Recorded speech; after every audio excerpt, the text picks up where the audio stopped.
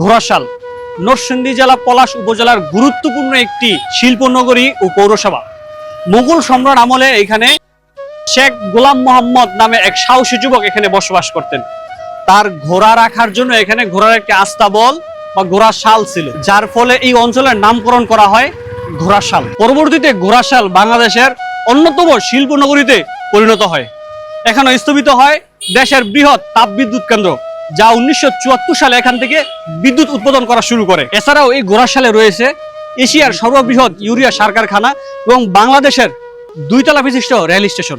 আজ কথা বলবো সেই ঘোড়াশাল পৌরসভার ইসলামী আন্দোলন বাংলাদেশ মেয়র পদপ্রার্থী জনাব ইকরাম ভাইয়ের সাথে। আসসালামু আলাইকুম। ভালো আছেন? আলহামদুলিল্লাহ, আপনি কেমন আছেন? আলহামদুলিল্লাহ ভালো আছি। প্রথমে আপনার সংক্ষিপ্ত পরিচয়টা আমরা জানতে চাই। আমি মোহাম্মদ ইকরাম হোসেন। পেশাগতভাবে আমি একজন ব্যবসায়ী। এই ঘোড়াশালে আমার বেড়ে ওঠা, ঘোড়াশালে আমার স্থায়ী ঠিকানা। আমি একজন ঘোড়াশালের সন্তান। আর রাজনৈতিকভাবে আমি ইসলামী আন্দোলন বাংলাদেশ পলাশ উপজেলা শাখার সেক্রেটারির দায়িত্ব পালন করছি, আর ঘোড়াশাল পৌরসভায় মেয়র প্রার্থী। কি মনে করে আপনি মেয়র নির্বাচন করার সিদ্ধান্ত নিলেন? আমি মনে করি নেতৃত্ব কেবল একটি পদ কিংবা পদবি নয়, এটি একটি দায়িত্ব এবং এটা সেবা দেওয়ার একটা সুযোগ, অন্যতম একটা সুযোগ। আপনারা জানেন ঘোড়াশাল ইতিহাস ঐতিহ্যে একটি ভরপুর একটি স্থান, জনপদ। এই জনপদটাকে যদি পরিকল্পিতভাবে আর সুন্দর করে সাজানো যায়, তাহলে এই জনপদটাকে বিশ্বের বুকে একটি মডেল জনপদ হিসেবে গড়ে তোলা সম্ভব। আমি বিশেষত 2টি কারণে এখানে পৌরসভা নির্বাচন করি। একটি হচ্ছে সুপরিকল্পিত অবকাঠামো তৈরি করা, পরিকল্পিতভাবে এই ঘোড়াশাল পৌরসভাকে সাজানো, এবং এই ঘোড়াশাল পৌরবাসীর জন্য একটি সুন্দর বসবাসযোগ্য নাগরিক সেবা যেন দিতে পারি এবং নিরাপদ একটি বসবাসযোগ্য একটি পৌরসভা তৈরি করার জন্য আমার এই মেয়র নির্বাচনে দাঁড়ানো।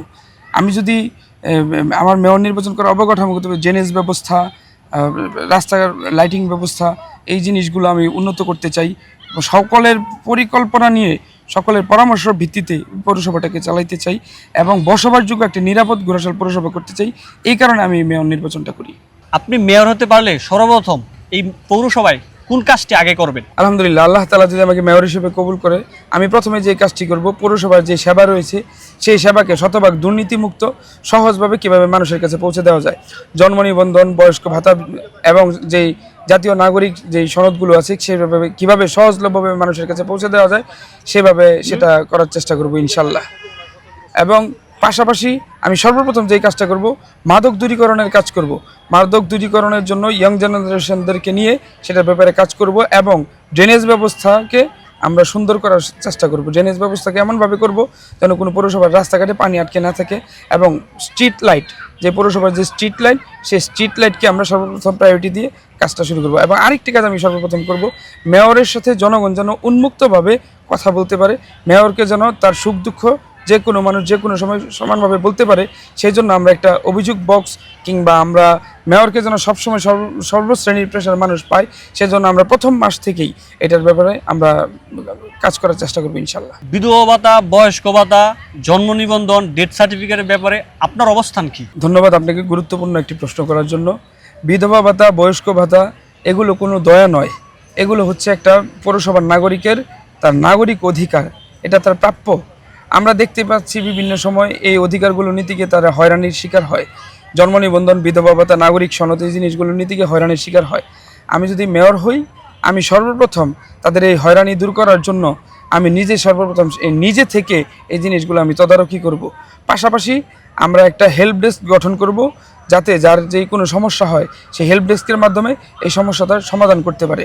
প্রয়োজনে যারা বয়স্ক ভাতা, অসুস্থ কিংবা রুগী, তারা চলাফেরা করতে পারে না, তাদের জন্য আমরা বাড়িতে গিয়ে এই বয়স্ক ভাতার কিংবা বিধবা ভাতার তথ্যাদি সংগ্রহ করার চেষ্টা করব ইনশাল্লাহ। এছাড়াও জন্ম নিবন্ধন, বয়স্ক ভাতা, ডেথ সার্টিফিকেট এগুলোর জন্য আমরা ডিজিটালাইজেশন সেবা দেওয়ার ব্যবস্থা করব এবং দালাল মুক্ত একটি এই সেবা দেওয়ার চেষ্টা করবো ইনশাল্লাহ। এবং অনেক সময় দেখা যায় এই সমস্ত জিনিসের ক্ষেত্রে স্বজনপ্রীতি হয়, আমরা খুঁজে খুঁজে কারা ভুক্তভোগী, কাদের প্রয়োজন, কাদের দরকার, তাদেরকে খুঁজে খুঁজে কাউন্সেলিং করে আমরা তাদেরকে সেই পৌরসভার এই কাঙ্ক্ষিত সেবাগুলো দেওয়ার আপ্রাণ চেষ্টা করব। মাদকের বিরুদ্ধে আপনার অবস্থান কি?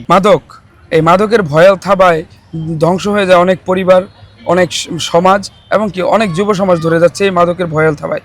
মাদকের জন্য আমার সর্বপ্রথম কথা জিরো টলারেন্স, আইন শৃঙ্খলার লোকজনকে সাথে নিয়ে এবং সর্বশ্রেণী পেশার সর্বমহলের সচেতন নাগরিকদেরকে সাথে নিয়ে সমাজের উল্লেখযোগ্য ব্যক্তিবর্গদেরকে সাথে নিয়ে একটি টাস্ক ফোর্স গঠন করব।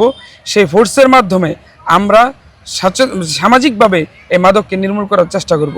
তাছাড়া সচেতনতা তৈরি করার জন্য বিভিন্ন ধর্মীয় যারা গুরু রয়েছেন, বিভিন্ন মসজিদ, মাদ্রাসা, স্কুল, কলেজে আমরা জনসচেতনতামূলক কাজ করব, যেন পাড়া মহল্লায় প্রত্যেকটা অভিভাবক, প্রত্যেকটা সচেতন মানুষ সচেতনতা ফিরে পেয়ে মাদককে যার যার অবস্থান থেকে রুখে দিতে পারে। আমরা বিশেষ একটা নাগরিক কমিটি গঠন করব, যাদের দ্বারা যেই কমিটির দ্বারা যার যার পাড়া মহল্লায় এই মাদককে থামিয়ে দেওয়া হবে। শুধু তাই নয়, আমরা মাদক সেবনকারীদেরকে নির্দিষ্টভাবে খুঁজে বের করে তাদেরকে কাউন্সিলিং করব। প্রয়োজনে পৌরসভার নিজস্ব তহবিল খরচ করে তাদেরকে রিহ্যাবে পাঠানোর ব্যবস্থা করব। প্রয়োজনে আমরা যতটুকু যাওয়া যায় আমরা আইন শৃঙ্খলা বাহিনীর সাথে পরামর্শ করে আমরা বিভিন্ন কমিটি গঠন করে তাদেরকে কাউন্সিলিং করে এই মাদক থেকে ফিরিয়ে নিয়ে আসবো। ঘোড়াশালে আমরা বিগত দিনে দেখেছি খুন, হত্যা, রাহাজানি, চাঁদাবাজি, ছিনতাই হতো।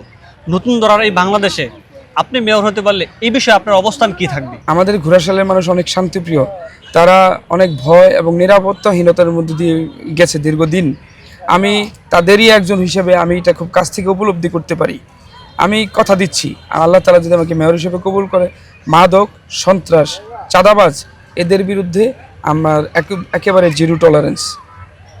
আইন, পুলিশ প্রশাসন তাদেরকে তাদের সহযোগিতা নিয়ে পাশাপাশি সমাজের যারা শিক্ষিত সচেতন মহল, উলামায়ে কেরাম, শিক্ষক, বিভিন্ন শ্রেণী পেশার মানুষ যারা সচেতন মাদক কিংবা চাঁদাবাজ, সন্ত্রাস এগুলো থেকে দূরে, তাদেরকে নিয়ে একটি নাগরিক কমিটি গঠন করে সেই কমিটির মাধ্যমে এই সন্ত্রাস, খুন, গুম, চাঁদাবাজ বন্ধ করবো ইনশাল্লাহ। এবং পৌরসভায় মোড়ে মোড়ে সিসি ক্যামেরার আওতায় এনে আমরা পৌরসভার মাধ্যমে এটা মনিটরিংয়ের ব্যবস্থা করব।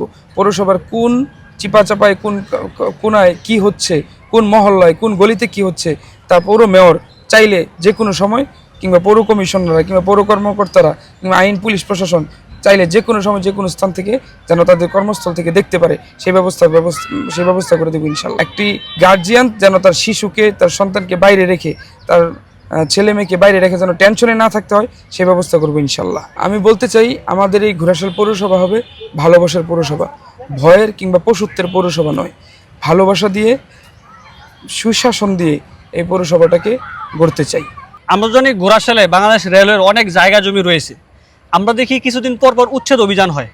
তো আপনি মেয়র হতে পারলে এটার স্থায়ী সমাধান আপনি কি করতে পারবেন? আপনি যথার্থ বলেছেন, ঘোড়াশাল পৌরসভায় রেলওয়ের যথেষ্ট জমি রয়েছে এবং কিছুদিন পর পর এই উচ্ছেদ অভিযান হয়, বছরে 2-1বার উচ্ছেদ অভিযান হয়।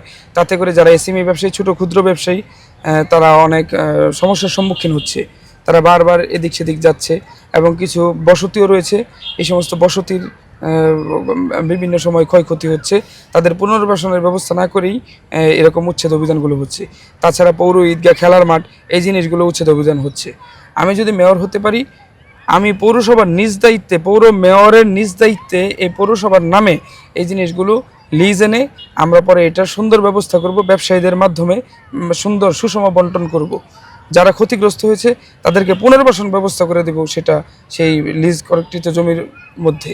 আর সরকারের যখন যে প্রয়োজন হয় ঠিক ওই সময়, তার আগে না পরেও না, ঠিক ওই সময় আমরা সেটা সরকারকে বুঝিয়ে দিব। পৌরসভার নিজস্ব তহবিল থেকে লিজ এনে আমরা এটা ব্যবসায়ীদের কাছে হস্তান্তর করব। আপনি তো ওয়ার্ডে ওয়ার্ডে জনগণের কাছে যাচ্ছেন, কি মনে হয় মানুষকে, জনগণকে আপনাকে সমর্থন দিবে? আমি অত্যন্ত আনন্দিত ও আবেগাপ্লুত আমাকে এই প্রশ্নটি করার জন্য। আমি দীর্ঘদিন যাবৎ, কয়েক বছর যাবৎ আমি পাড়ায় পাড়ায়, মহল্লায় মহল্লায় যাচ্ছি, মানুষের সুখ দুঃখ শোনার চেষ্টা করতেছি, মানুষের কাছে মিশার চেষ্টা করতেছি, মানুষের সাথে সম্পর্ক করার চেষ্টা করতেছি। শুধুমাত্র ভোটের জন্য নয়, কেবলমাত্র ভোট চাই, মেয়র হতে চাই এই জন্য আমি মানুষের কাছে যাচ্ছি না। মানুষের কাছে যাচ্ছি মানুষের সুখ দুঃখগুলো খোঁজার জন্য, বোঝার জন্য এবং মানুষের সাথে সম্পর্ক তৈরি করার জন্য। তাদের সাথে সম্পর্ক তৈরি করতে পারলেই তাদের মনের দুঃখ, আশা আকাঙ্ক্ষা জানতে পারবো, তবেই না আমি মেয়র হলে তাদের সমস্যার সমাধানটা করতে পারবো।